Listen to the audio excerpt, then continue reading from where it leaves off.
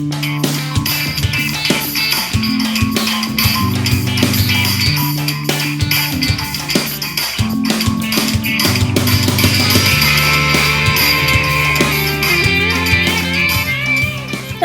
y'all, welcome back to another episode of Turbo Tip Thursday, where I offer quick tips, tricks, and hacks to make your crafting life just a little bit easier.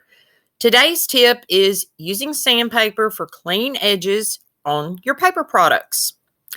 So here I made a little wood sign, and I cut out my paper just slightly larger than the sign.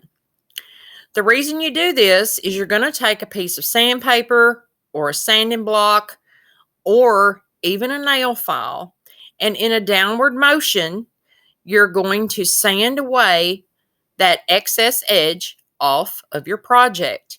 When you're done, this will look like the paper was literally made onto that project. You will get the most professional result that you will be super, super happy with.